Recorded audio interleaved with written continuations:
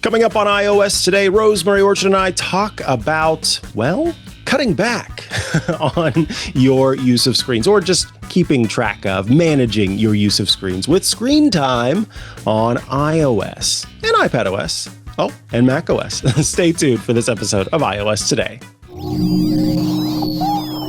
Podcasts you love. From people you trust. This is Twit. This is iOS Today, episode 761, with Rosemary Orchard and me, Micah Sargent. Recorded Tuesday, July 8th, 2025 for Thursday, July 17th, 2025. Screen time controls. Hello and welcome to iOS Today. This is the show where we talk all things iOS, iPadOS, watchOS, and all the other tvOS, CarPlay, all of them. Every software platform offered by Apple to help you make the most of those devices you have, your iPhone and your iPad and all of them, by sharing tips and tricks and settings and apps and accessories and gizmos and gadgets that are well worth your time. I am one of the hosts of this show. My name is Micah Sargent. And my name is Rosemary Orchard, and I'm really happy to be here, even if my iPhone does occasionally keep saying, like, hey, Rose, move your phone a bit further away from your face. That's okay. I set it up to do that. Yes, that's the most naggy thing. And as I'm getting older and my eyes maybe aren't as good as they were, and I think more importantly, as I continue to be in denial about the need for using the glasses that I have been prescribed, I find it rather annoying, but also important. What we're talking about today is the screen time set of settings. It's a screen time feature set, so to speak, that gives you the ability to track your screen time and also kind of set limits for different parts of the operating system. Now, the cool thing about screen time and where I want to start with this is screen time is something that can kind of sync across your devices if you choose for it to do that.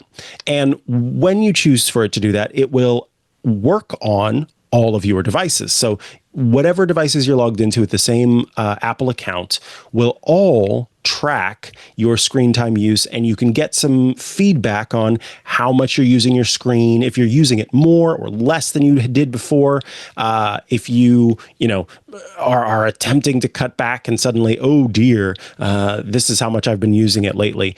All of that is kind of provided to you so that you have that understanding of your use. And I think that you may find that you want a more involved set of features, but you can keep it simple or make it more robust. And so let's talk about what is involved here. So in your iPhone settings, you will see on the main page of settings a section called Screen Time. When you tap on that, there are three main categories here: limit usage, communication, and restrictions, plus an option to lock screen time settings that we'll talk about in just a moment. And last but not least, that setting that I just mentioned, share across devices. That is the feature that says on the devices upon which this is turned on, please make sure that the settings are synced. Now, lock screen time settings lets you set a passcode so that these settings can't be changed. This is typically used if you were to give a phone to someone that you're taking care of, be that a child or whomever you happen to be taking care of, and it makes it so that these settings stay locked unless you type in the passcode.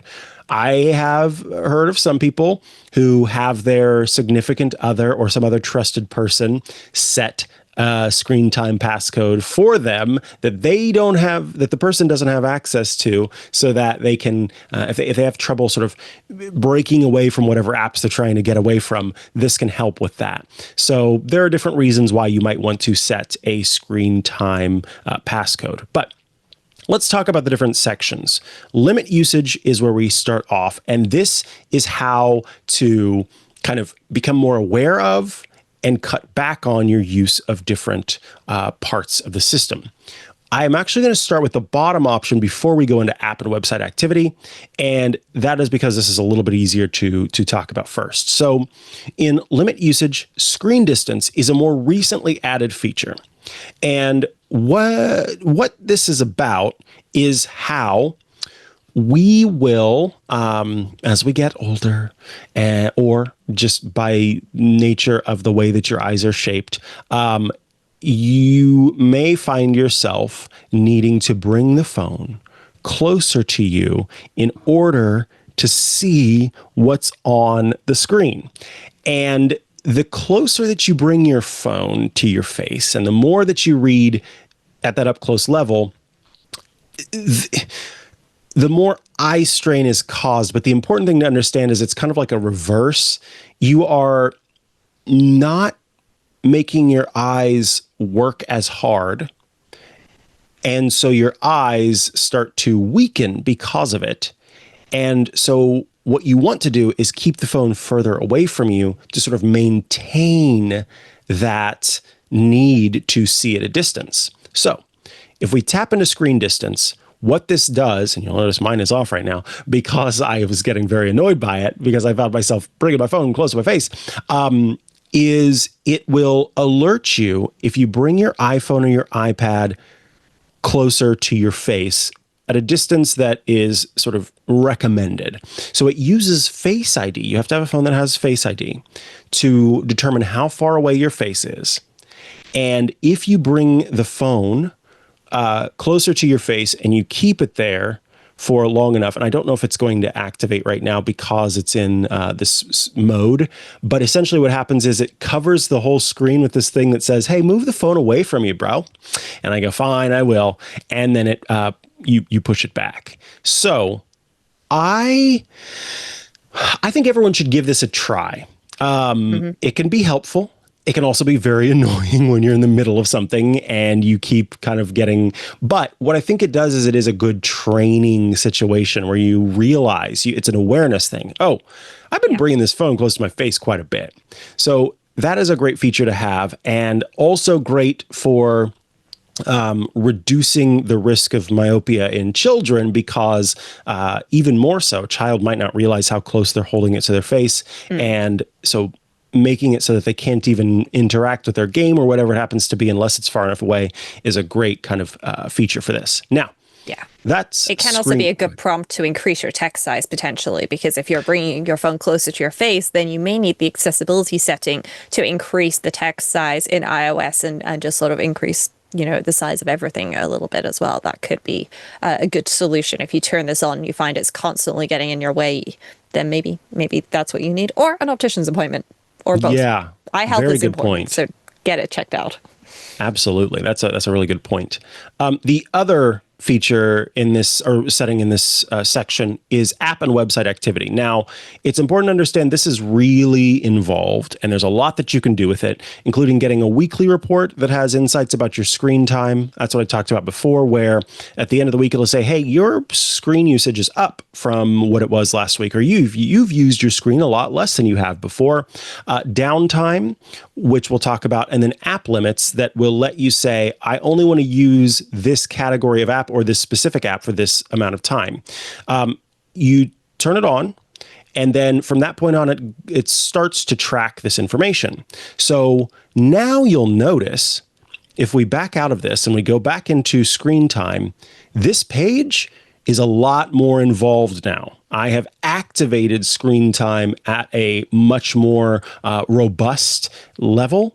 And so now we have access to more controls. And under limit usage, I've got screen distance still there at the bottom, but now I've got downtime, app limits, and always allowed here. Now we've got a communications section and we've got a restrictions section as opposed to what we had before. So let's go into downtime. With downtime, this is going to only let you access apps that you choose to be available, as well as phone calls. And so what this does is it says you are only able to access X, Y, and Z that you set up. So let's set a scheduled option. I want to say every day from 11 p.m. until, let's go, no, 7's good, 7 a.m. the next morning. This is the downtime schedule that I have. And so at that point, this is what I want set up. I can have it set for every day. I can set it for Monday through Friday. And it will lock it again to only the apps that I choose and the phone calls that I want to allow. So let's go to what is involved with that. App limits. These are the apps that I'm allowing or not allowing, right? So we'll choose add limit, and we can choose all apps, or we can choose specific apps. And these apps are categorized based on how a developer has set them. You can also add websites here. Let's say that I don't want to play games. If I tap into this, I can see different games that are available to me that are games that I have played or that are on my phone. I tap next, and I say, I only want to allow myself to play games for a total of an hour every day. After that, don't let me play games. So now that's my limit. No more than an hour of games every day. There's also the always allowed section. This says, here are the contacts that I will allow to get in touch with me when I have downtime turned on. Here are the apps that I allow myself to use when I have downtime turned on. And I can remove apps. I can say, actually, no, and downtime's on. I don't want Maps access. I don't want FaceTime access. I don't want messages accessed. Like I would remove FaceTime, for example. Don't call me. Phone is always in allowed. There's nothing you can do about that. And that's, for safety reasons, I think most importantly. And then you can scroll through and see all the different apps that you have and add those as well. So that's how you set those different limits there for apps. And let me go back to app limits one more time, because I want to show if we go into creativity, maybe we just don't want this NDI app to be able to be used. And I can say, individually on a given day, this is what I am allowing or not allowing. So there are all sorts of limits that you can set, and you can really, I think, get granular with it, which I think is important. Now, communication. We can set limits for calling and messaging. So during screen time, like while we have screen time activated, this is what we're allowing. So I can get in touch with everyone. I can only get in touch with communication with contacts or something in between. And then who am I able to talk to when downtime is turned on? This may be where I choose specific contacts, and then I need to turn that on as well and add those. So now I've got those communication limits set, and then there's communication safety. Now this is important. This is a new feature that Apple added. And what it does is it automatically in the background detects what it believes to be nude photos and videos. And it does so before it's sent or viewed on a child's device or a person's device who has this feature turned on.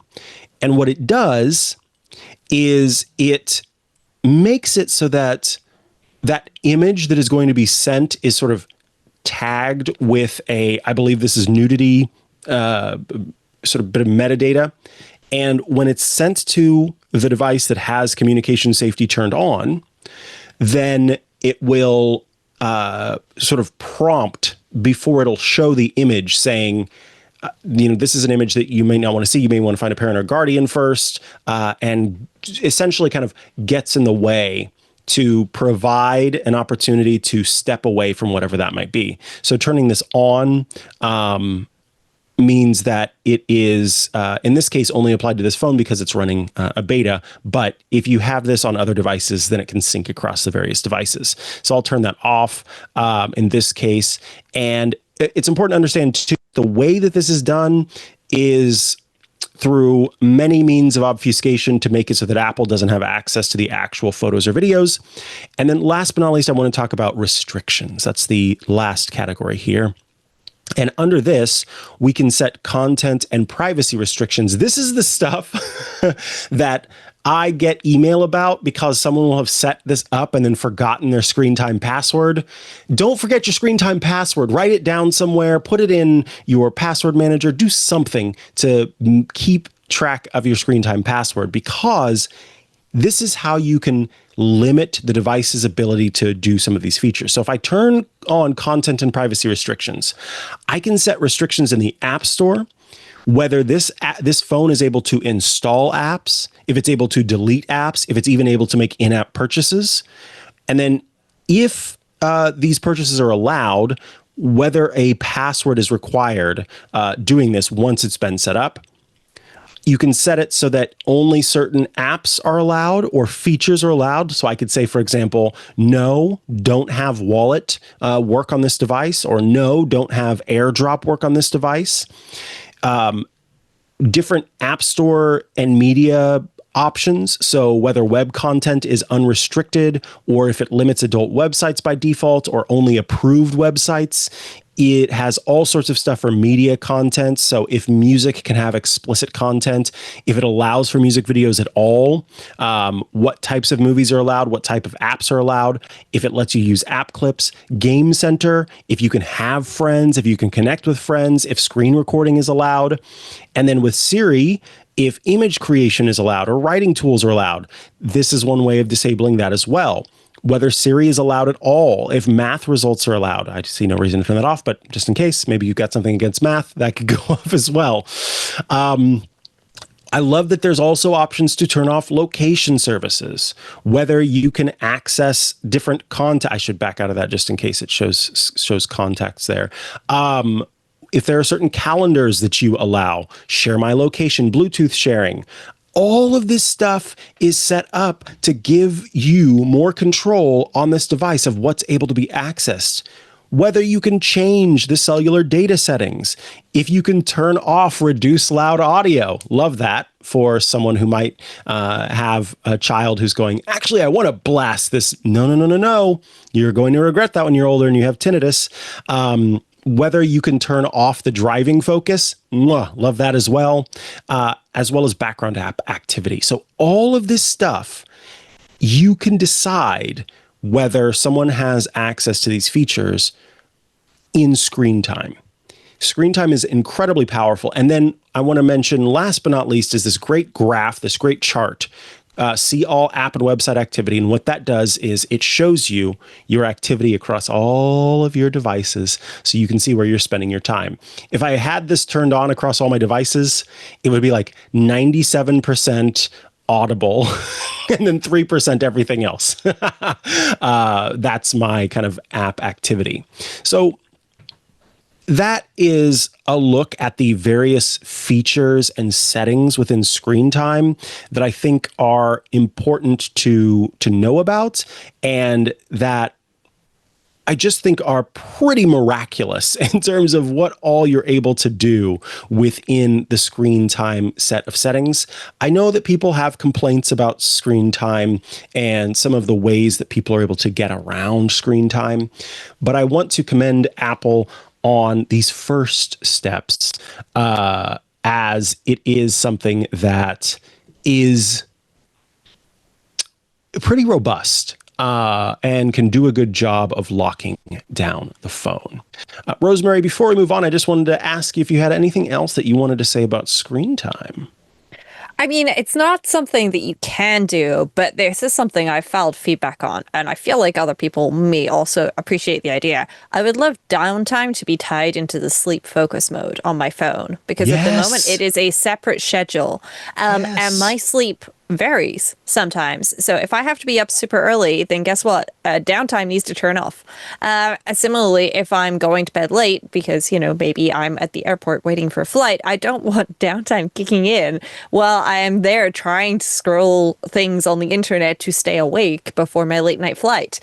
So yeah, I have filed feedback on this, apple.com/feedback. And I would request that other people would do that too if they think that this would be a useful feature for them, because yeah, it would be really nice if I could tie the downtime into the focus modes a lot more. And I've just double checked on iOS 26 and there is no further integration there at the moment, which is sad because I feel like this is the perfect use case for it. Like, you can't block X app while I'm at work because I need it for work, for example, but you can block it when I've hit my limit during the rest of the time.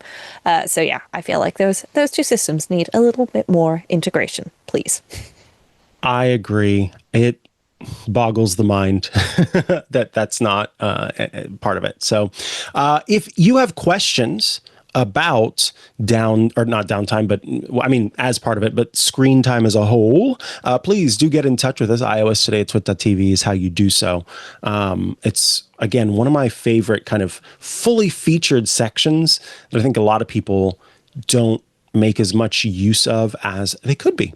All right. With that, let us move along to feedback. And if Kevin, you can get ready to display the pet tax. So Mike writes in with the following. Hi, Micah and Rosemary. First off, thank you both for hosting another great episode of iOS Today. I always come away having learned something new. I love that, Mike. I hope that continues. I've been a longtime fan of the show and an even longer fan of Leo, going all the way back to the Tech TV days. I'm also a proud Club Twit member. Mike, thank you for your support. Rosemary, I'm hoping you can work a little of your shortcut magic to help me out with the following.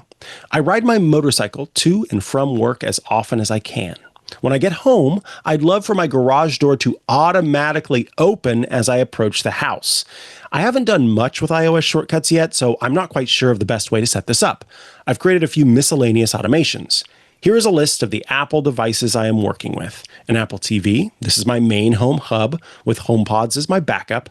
Apple AirTags, Linksys Wi-Fi router has 2 of them, and the Wi-Fi reaches out to the end of the driveway, which is about 25 feet from the home.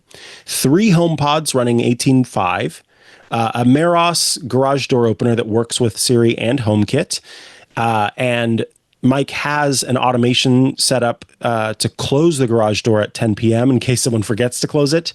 And Mike says, I know the pet tax isn't mandatory, but I couldn't resist sharing. I've attached a photo of our dog, Corduroy, which, first of all, that is a great name, taking in the sunrise on an early morning walk to the boat docks while we're out camping.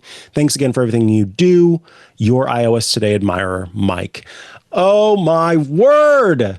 I love when a dog is sunning. Corduroy is a beautiful black, tan, and I think a little bit of cream going on there, doggo, and is sort of eyes almost all the way closed, just sitting on the boat, feeling the breeze and the sun. Oh, I love it. I love it. Yeah. Dog joy. The best joy. Yeah. I saw some great dogs while camping last weekend and they were just having the best time ever, including one that decided to run out into like really high speed winds and was just standing there with its long coat blowing all around, clearly having a whale of a time. I'm not sure the owners were super impressed, but the dog seemed happy and it was on a long leash anyway, so I assumed they wanted it to be able to run outside. So the first thing I'm going to say, Mike, is please tell me you live in a really nice, safe area. Yeah. Because if you don't live in a nice, safe area, and like there's anything in your garage that you want to keep, do not do this automation. Absolutely not. That would be a terrible idea. Similarly, please make sure that there's like maybe another door between the house and your garage that can be locked. And yeah, like combine those two together. Because Apple does not allow you to create this automation for a really good reason, and that it could potentially cause a number of safety issues for folks. So I'm going to create an automation in the Home app, and I'm just going to start with people arrive. And so I'm going to say, hey, when anyone arrives at any time, and then I'm going to scroll down and look at this. I have my door lock, and now actually in iOS 26, you can do this. This is a new thing that is available. So, September, you'll be able to do this. Previously, this was completely unavailable and you had to do this via something else, via specifically your via a dummy action. So you would have like a fake lock or something. So I don't have a garage door, but I have a fake garage door. So I can say, hey, when my patio doors, or when I get home, open my patio doors. However, this is a little bit finicky because you arriving home For me, this triggers while I am a good probably 300 feet away, which if I'm on foot can take me quite a while. And the problem with this is this has no way of knowing, are you on foot, are you in a car, or on your motorbike?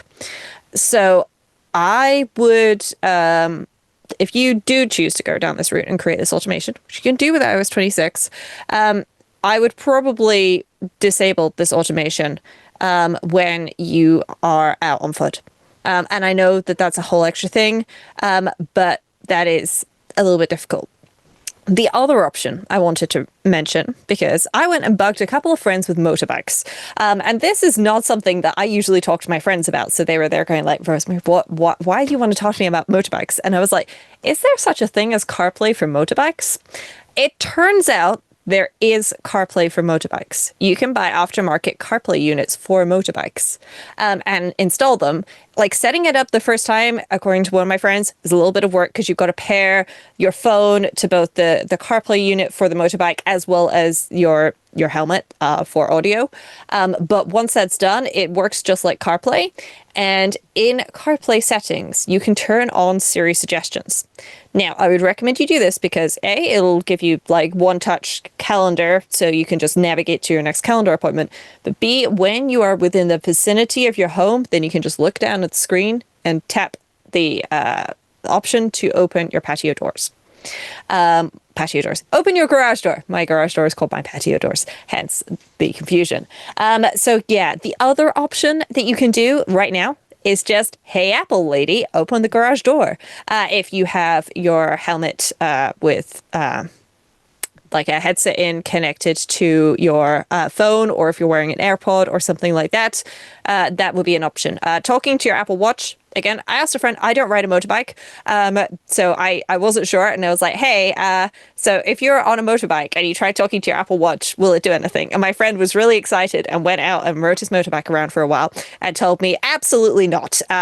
Siri will just not figure it out, because either you have to like figure out how to like press a button to activate Siri, which not safe to do. Like you need both hands to control the motorbike. And so like lifting one hand up to like bring it, and also just the road noise, not going to happen. But AirPods, if you've got AirPods connected to your device, you can do that right now. And with iOS 26, yeah, you can create a HomeKit automation to do this. I did mess around with this a little bit earlier.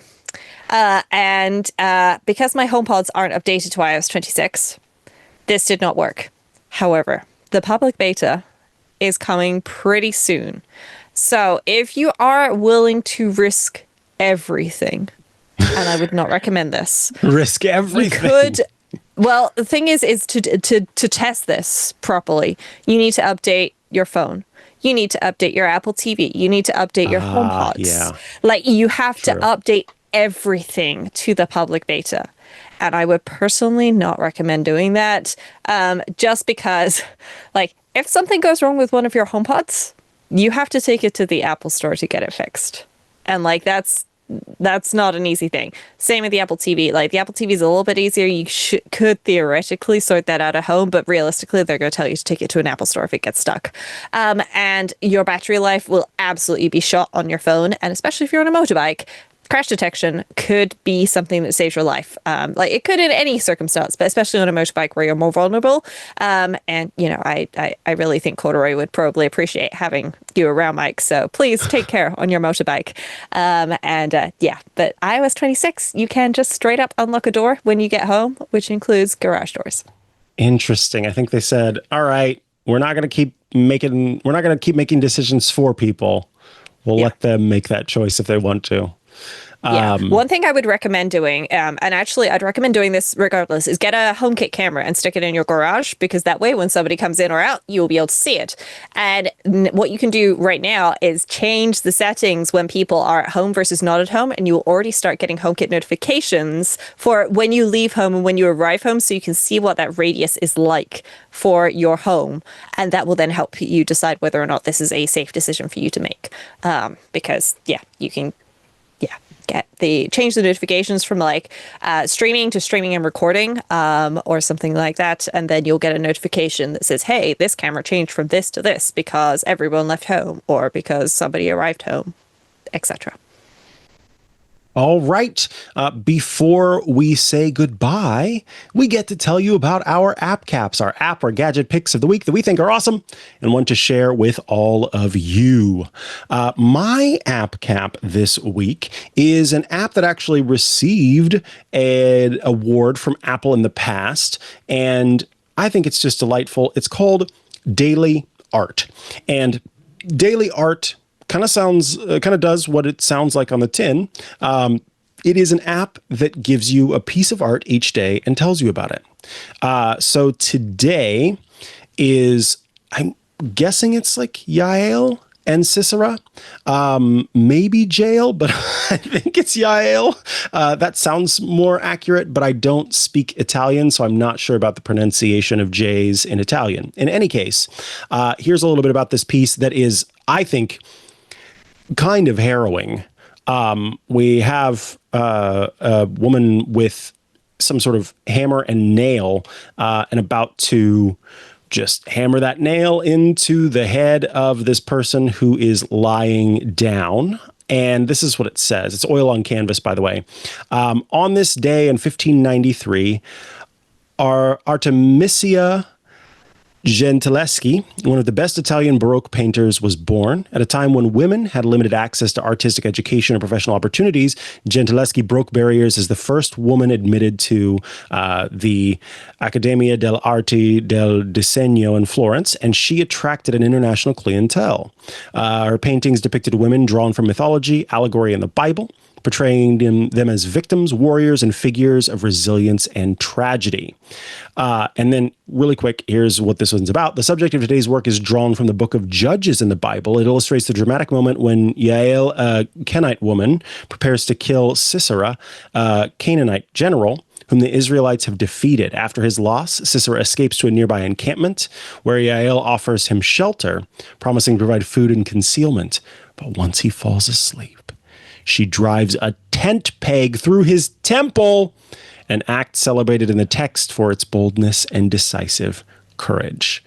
Every single day, a new piece of artwork, a new story, wonderful stuff. There's also the Discover section that has like different collections, fruits and art, specific artists, specific masterpieces that we have decided are masterpieces over time, genre, city guides, collections. And you'll notice there is a little ad down here at the bottom. You can subscribe to get rid of the ad if you would like. And so there's a premium version that I think is, let's see, $4.99 a month, $30 a year. If you want to become a patron, which gives you even more, then you also can pay $120 a year or $10 a month, essentially. So that is one other option for you if you don't like the ads and want to be able to gain access to all of that delicious, delicious art. I think this app is fantastic. And I should also mention that it has a widget, which is fun because then I can just pull open my phone, see the latest art, and have fun there as well. So be sure to check out Daily Art on the App Store. All right, Rosemary, you've got a gadget this week, don't you? Yeah, I do. It's not even mine. I stole it. Thank you, Anthony, who actually works at Twit. But as we mentioned before, you are welcome to submit your own app caps to the show. And Anthony recommended this little gadgety what's it. This is an 8-bit dough micro. And first of all, it's absolutely adorable. I got mine in this lovely powder blue. And it's a teeny tiny little game controller, essentially, which Bluetooth connects to almost anything, like Nintendo Switch, iPhone, iPad, Apple TV, Kobo, you name it. And on the bottom, it has a little slider. And that slider has a number of different options. But what's really cool about this is you can reprogram the buttons. So Anthony said that his wife uses this with Procreate as basically like a hot button palette, which is absolutely fascinating. And so I've tried this out. I've played some games with it. I've done all sorts. What I've ended up doing is I've connected this to my Kobo. I actually have it connected to my Kobo, so I can stand it up. I have this little Moft MagSafe stand. Well, it's not MagSafe. It comes with a little sticker so that you can magnetize the stand on and off and move it around. And I could just prop my phone up on a little table somewhere navigate through pages with this little remote in my hand. But the fact that you can reprogram this and use it in multiple ways makes this a really awesome tool. It recharges via USB-C, so that is the same charger that most of us are going to be having for a lot of our devices now. It is a really nice little game controller for various things, like if you want to play like games and stuff through Apple Arcade, most of them will support some kind of game controller like this, which, in fact, you can use it on an Apple TV too. It's great. And at the moment, as of the time of recording, it's only $20, which is really nice. So if you want a really fun controller that you can use as a hot button thing for apps like Procreate and others, or even just a miniature games console, it comes in blue. That's this one here. It also comes in Micah's favorite color, green. And yeah, it's got 16 buttons. It's easy to recharge. You can remap the buttons to do whatever you want. And that's through an app that is available for your iPhone. So yeah, maybe give it a try. I bought one. I've been really pleasantly surprised. I really enjoy it.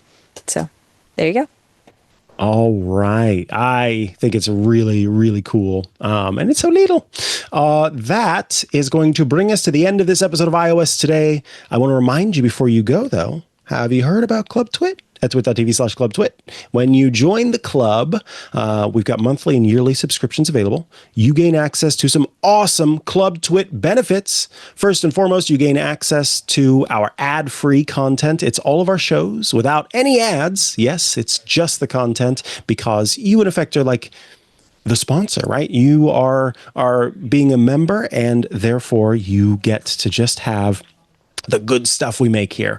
On top of that, you gain access to our Twit Plus feeds. There's our Twit News Events feed that has the news events we cover in Club Twit. You also have access to the feeds that has our shows. So Micah's Crafting Corner, that's me, as well as Coffee Time and Book Club and all of that good stuff. And then our kind of clips and bits stuff that also gets published there. So I think Patrick was saying we've got almost like 2 weeks of runtime or something like that. It's quite a bit. So when you join the club, you're going to get access to a back catalog of great stuff that other people do not have access to. So that's always great fun. And access to the members only Discord server, a fun place to go to chat with your fellow Club Twit members and those of us here at Twit. If that sounds good to you, as it does to me, well, be sure to join the club. twit.tv/clubtwit. Rosemary Orchard, now is the time where I ask you, where in the world can people find you and keep up to date with the great stuff you are doing? Well, the best place to go, Micah, is rosemaryorchard.com, which has got links to apps, books, podcasts, and more, including links to all the social media sites, with the exception of Discord, because you can find me on Discord, in the Club Twit Discord, where there's an iOS Today discussion section. There's a live chat where people chat during the show about all of the things that we're talking about. And then, of course, there's threads for every single episode, so you can give us feedback. Micah, where can folks find you? If you're looking to find me online, I'm at Micah Sargent on many a social media network, or you can head to chihuahua.coffee. That's CHIHUA.coffee, where I've got links to the places I'm most active online. Be sure to head there and follow along. Thank you so much for being here this week. You can always get in touch with us. iOS Today at twit.tv is how you do so. And we will catch you again soon for another episode of iOS Today. Bye-bye. Get your tech news exactly how you want it with twit.tv. Tech News Weekly with Micah Sargent delivers quick hit coverage and exclusive journalist interviews, giving you the inside scoop on breaking tech stories in under an hour. Now, for deeper dives, I hope you'll join me, Leo Laporte, and a great panel of tech industry experts. That's every Sunday with This Week in Tech. We'll break down everything from AI breakthroughs to privacy concerns to cybersecurity alerts in the tech world's longest-running and most trusted tech news roundtable. So, efficient or in-depth? The choice is yours. Subscribe to both shows wherever you get your podcasts, and head on over to our website, twit.tv, for even more independent tech journalism.